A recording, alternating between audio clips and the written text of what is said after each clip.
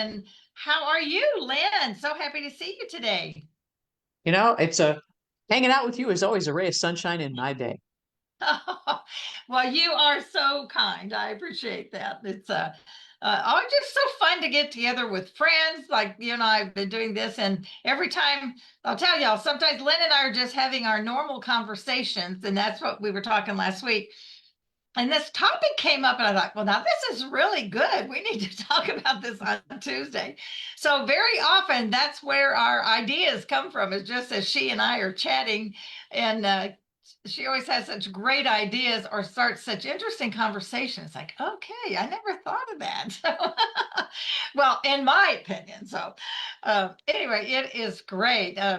But I just also want to, before we just get started, just begin to think about yourself. So I guess actually I'll start it out by, have you ever noticed that like when you've gone on vacation or you got a promotion, you have a new relationship and you're like are feeling really great, or you've been to a big event like a wedding or something, you whatever that looks like in your family, and then after the after the whatever the euphoria fades, it's like so you kind of just revert back to something. So, Lynn, what is that we're really happy and it's going great? Why doesn't that last?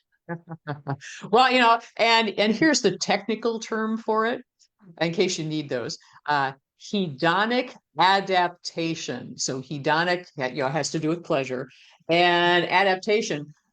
They did studies back in the 70s of people who suddenly won the lottery or suddenly became disabled. And they started looking at how happy they were before that event happened and how happy they were after. Hmm. And they discovered something surprising, which was that how with the baseline of how happy they were before this happened. Of course, if good things happen, that baseline goes up. If bad things happen, the baseline goes down. But over time, people have a tendency to go back to where they were. And so the idea at that point was that your happiness level is kind of set for your entire life. And so you go up, you go a little bit higher when good things happen, you go a little bit lower when bad things happen, or go really low. And then ultimately you go back to where you were beforehand. And I found that kind of fascinating and decided, as thanks to the conversation with Delinda, that I do a little bit more research on that because that's stuff from the 70s. And guess what? Things have changed a little bit. But what they've discovered is that there is no universal level of happiness. And happiness can also adjust itself up and down. You can call it happiness or well-being, whatever the term is that fits best for you. We'll just call it happiness here. And so if your happiness level is here and you go through a divorce, obviously the level of happiness for most of us goes down. And for some people, depending upon how well you adapt, it can stay lower than what it was because this is a life-changing event. But at the same time, a lot of times when we get happier, when our level goes up, we think that that becomes our baseline. And so we will do things. So happiness can move up and down to a certain extent. It's not fixed. And if you feel like you're low happy all the time, it's not that you have no recourse. There are actually things that you can do to improve your level of happiness or well-being. And of course, it's like life, isn't it? None of these things are magic bullets, and you can just do this once, and suddenly you're happy all the time. These are things that you have to practice, and some of them you'll be really familiar with, and some of them may be new.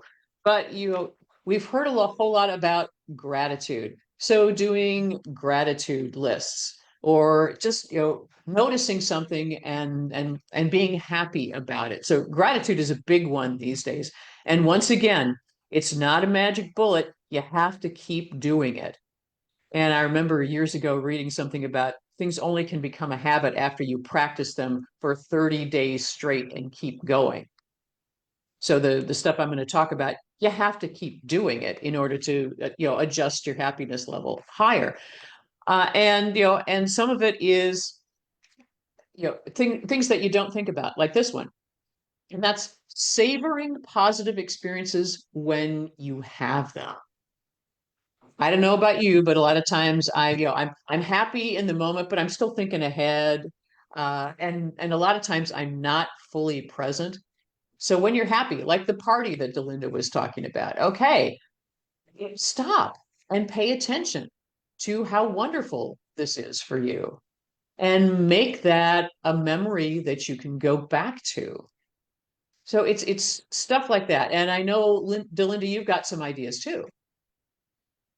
Well, and I think it's interesting that we have that baseline, as you say. But I also like the idea that we can change it, even though it takes work and focus and that thing, but everything does.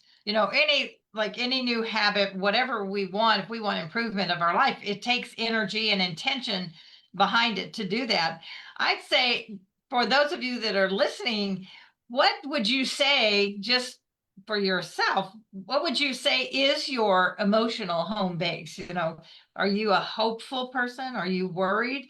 Now I always use my mother as this example because that is her home base. That is her baseline. And Mhm. trust me, if she was in here, she'd be laughing because it is so true. And we talk about it a lot. And I keep trying to help her, let her know she can change. She's, oh, I've just been that 90 years of my life. I'm not going to change now.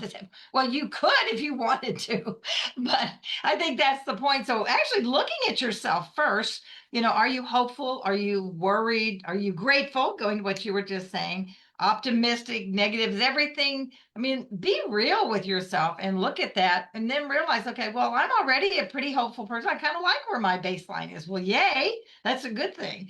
But if it isn't exactly what you wanted, I think it's nice to know that we can make a difference. We can make different choices. Mhm. Right. Yeah, yeah, and that's what I thought of as I did this research is a lot of it has to do with what we choose.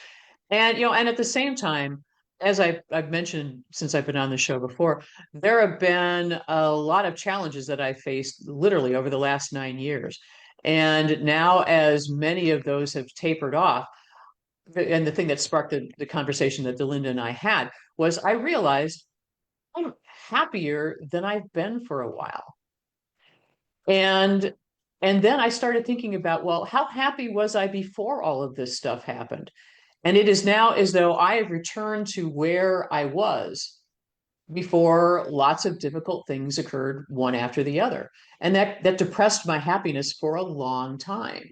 But it's Mhm. nice to know that to a certain extent, your happiness is resilient.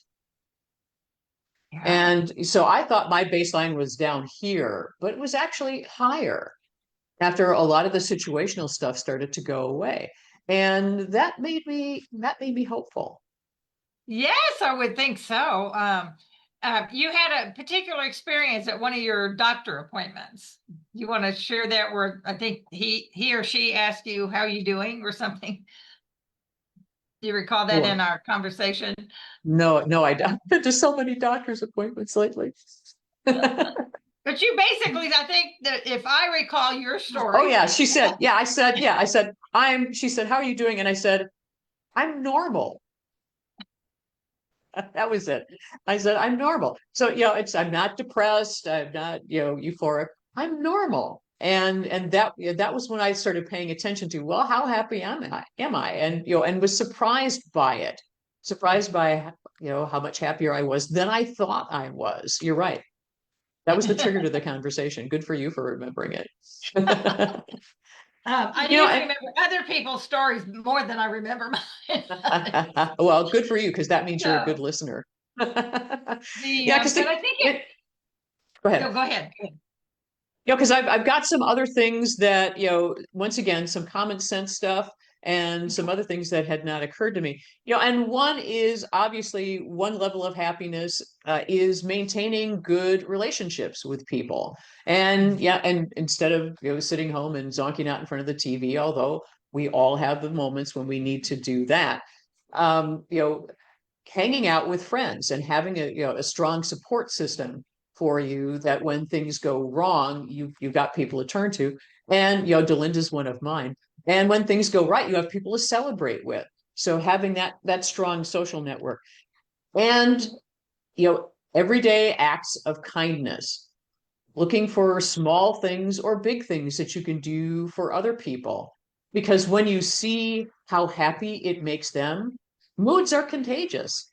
So when you're hanging around with happier people, you're happier too.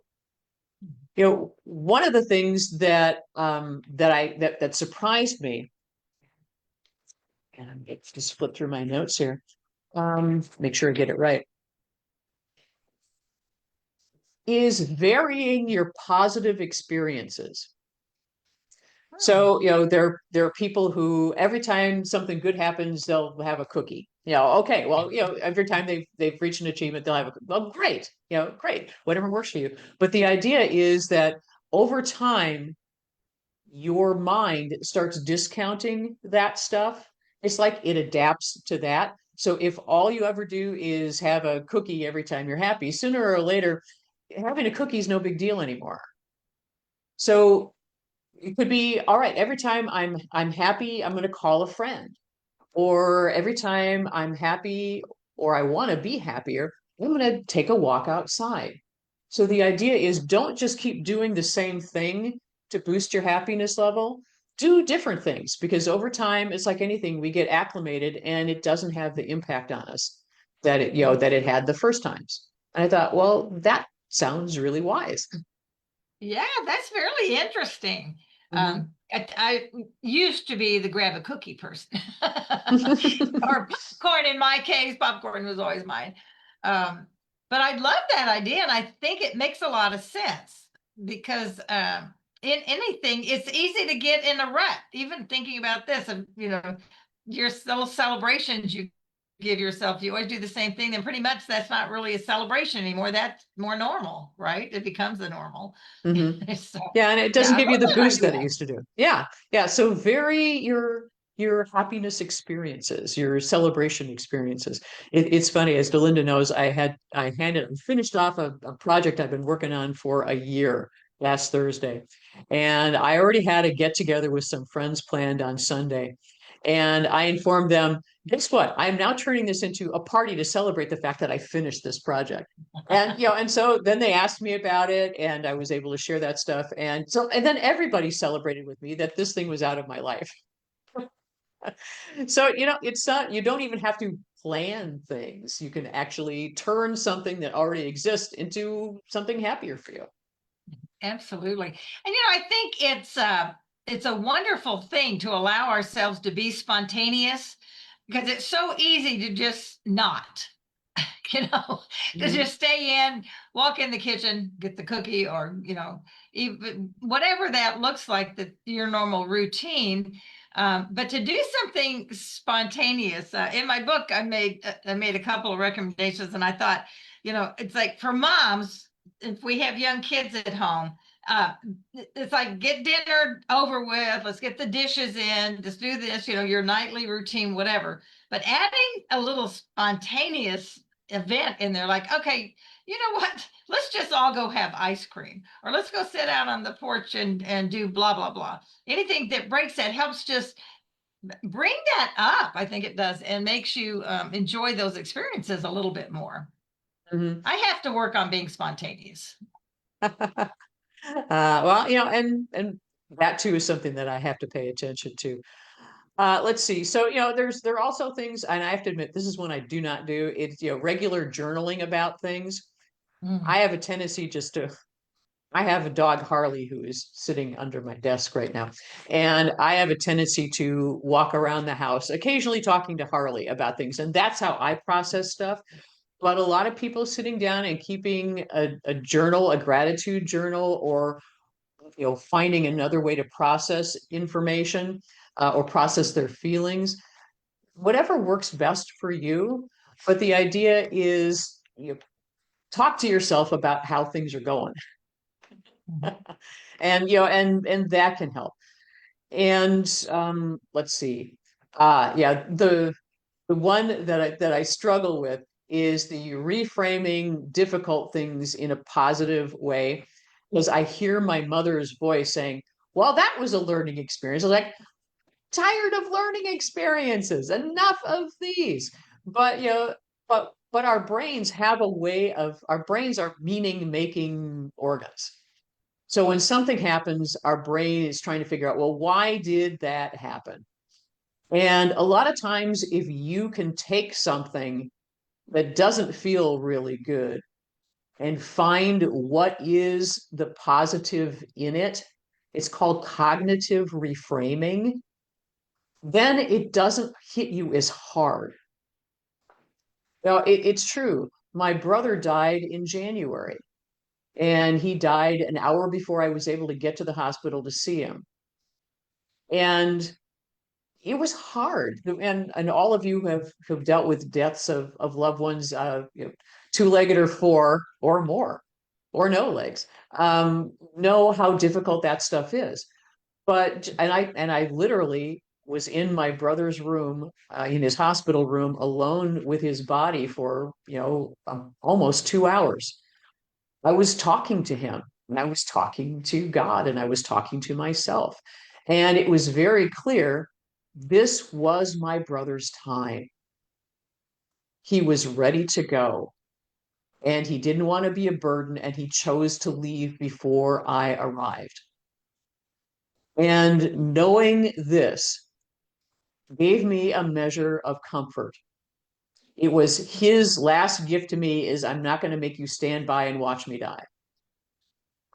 And at the same time, it was the comfort that I knew that it was his time and he was in a better place now. And so that was able to help me get through a really difficult time. Of course I cried. Of course I yelled. Uh, because when somebody goes, you have all of those emotions and you need to put them someplace. And if you try to stuff them, then they come out someplace else with greater velocity. And so it's cognitive reframing. Look at what's going on and try to make the sense of it for you. And obviously ask God for some help there. Yeah, and I think that's where a lot of that comes from. And one of the ways as well, I think, is just having faith that things will be better, having faith that you're not by yourself, that, like you say, having faith that your brother is in a better place. And that's part of that reframing. And you've talked before about the neural pathways. And Scripture tells us in Romans about the renewing of our minds. So Scripture tells us that we can renew, we can change how we think about things. Again, it takes effort and intention. You have to be intentional. But through our faith and all these things that you've mentioned, and one thing I would say, I'm going to go back to your relationship part that you were mentioning, how important that is.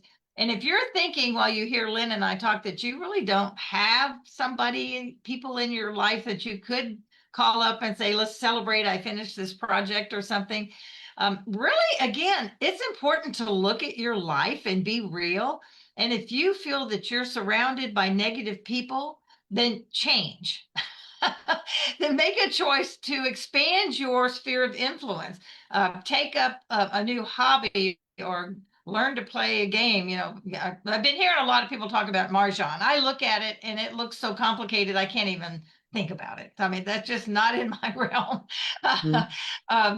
But maybe if you just did one new activity to meet some new people, that's the great thing about networking. If you have a small business, or if you're working and you have a networking group or go to them, you meet such a variety of people. You can meet your next best friend at a networking event. I mean, ours wasn't exactly networking where we met, but sort of. We were in a program together.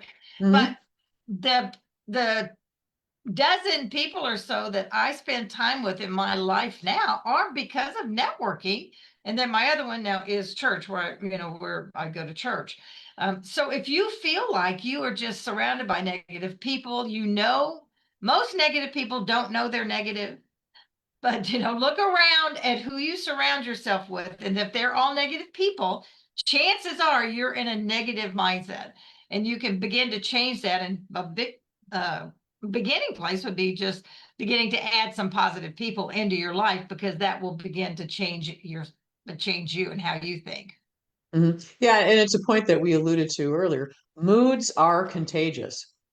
You Ah, can walk into work and be in a great mood, and if you're surrounded by people who are just in a lousy mood, yeah, they're going to affect your mood. Yeah, at the same time, you have the opportunity because you're in a positive mood to affect other people in a positive way. But yeah, looking around at the people you spend the most time with, whatever's going on with them is going to be affecting you. And conversely, whatever is going on with you is going to affect them too.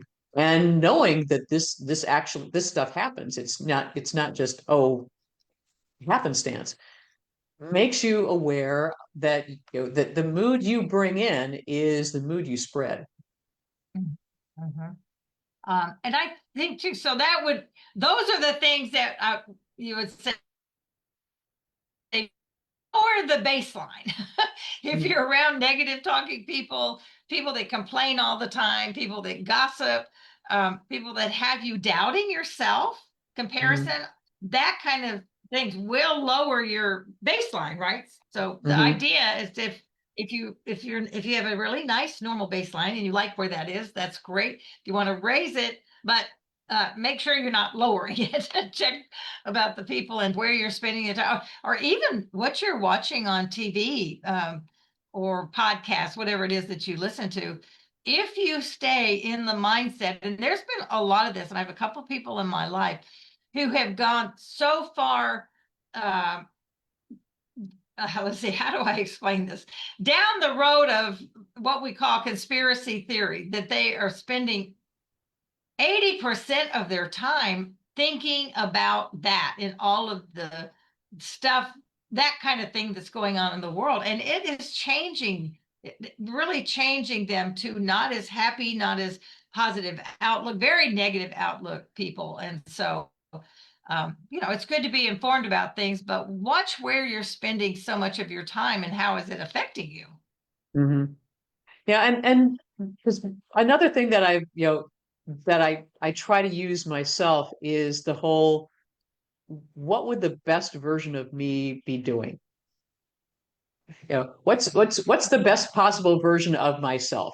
And and how can I make that happen now? It's for me, it's particularly if I'm going into a challenging conversation with somebody, and it's because I have one of those personalities. I would just, and maybe some of you can identify with this. If people would just do what I told them to do, the world would be a better place. And yeah, like that's going to work. And so for me, it is okay, yeah, nobody likes to be told what to do, including me. So yeah, why would I voice that on anybody else? And the idea becomes, what would the best possible version of me be doing in this moment? Hmm. And and changing my thoughts and changing my behavior. Because it's as Delinda said, even the Bible basically talks about you change your thoughts, you change your life. Because if you've been telling yourself the same story of of loss and hardship, the neuroscience term is what fires together wires together. If you've been telling yourself those hardship stories for a long time, you've built a really strong connection between negative stuff and your well-being. And the reason all of the things that we've been talking about take a long time to work, and you have to practice them over time in order to elevate your well-being, it's because we've dug these big trenches where we've been telling ourselves the same story, and every time we tell it, the trench gets dug deeper. And now what we're trying to do is dig another trench. And it's going to take a while to do that too. In the world and in your brain. It's going to take a while to form those new neural pathways, which is why pick a couple of these things that we've been talking about and play around with them and see what works best for you. Because even on those days when life really sucks, and we've all had those, Yeah. uh, you know, I'm not and you could probably tell, I'm not a Pollyanna kind of person. I'm not oh, everything happens for a reason. And, that's not where I go first. But to have the comfort that, yeah, I'm feeling lousy now, but I'm not going to feel lousy forever. I am a happy person. And there are things that I can do, and there are ways that I can be, and there are thoughts that I can think that will help me get back to where it feels more comfortable and where I want to be. And to ask for help, to do some of these practices regularly, and know that, yeah, that, there are plenty of people who say, God never gives you more than you can handle. And if you're like me, you've sighed and said, well, God, I wish you wouldn't think I could handle so much. But yeah, it becomes when I'm thinking negative thoughts, just to find one positive thought. The sun is shining today, or I get to have a conversation with Delinda today. Something that lifts me up, to know that I can affect how happy I am, and I'm not stuck with being unhappy for the rest of my life. Boy, that frees your spirit. Absolutely. To think that you'd have to stay in that dark place forever would be an awful way to think. And Mhm. to know that we don't have to walk it alone. We have those people that we can reach out to. We don't have to walk it alone from our faith standpoint. And I think this is where too it's really important. And you mentioned it earlier about um, having those things that you remember, those happy moments, those positive things. I always suggest people, make a timeline and start looking at all the things that have happened and seeing, from my perspective, where God has already been with you. So when you look at your past and how God has been with you, then you can trust that He's going to be with you in the future. So when you're handling this, the Lord, I know you've been with me. You brought me back, through that trial that I was in, that you can. And that's a very positive thing, that this too will pass. I think that's Mhm. one of those sayings we say a lot, and it will pass, but we get to have some choice over that in how we Mhm. think or what we want to think about. Yeah, and once again, So it's do you not, have a last comment or to talk? well, and Oh, it's sorry. not a, no, it's not about covering up negative feelings. Feelings are feelings. They aren't positive or negative. We bring that to Right. them. But if you're feeling sad, or if you're feeling hurt, or if you're feeling angry, none of this stuff is there to replace your feelings and invalidate your feelings and tell you you shouldn't feel that way. So anybody tells you you shouldn't feel that way, do not listen to them. But at the same time, knowing that, okay, this is how I feel now. This is not a feeling I will have forever. There are ways that I can influence how I feel and get back to where I want to be. And you've got a whole bunch of things, including prayer, that can help you get there. You don't have to be stuck in the doldrums. And maybe, like me, you'll find you're actually happy than you knew. I love that. And when you realize you're happier than you thought you were, that is, from what you've been through, say, actually, I'm kind of happy right now, Mhm. that you were able to get back to the baseline and you didn't even realize it. So Mhm. pretty cool. Well, everybody, thank you so much for being here, Lynne. Thanks again for sharing with us those great thoughts. I love your neuroscience perspective. And the rest of you, remember that life's not a matter of chance, it is a matter of choice. So go out and make some positive choices for yourself, or look at how you can reframe something, whatever that is. If you need to raise your baseline, you don't have to just accept it. Make a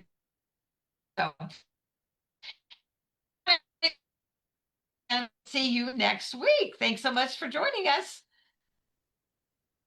And hold on, I gotta find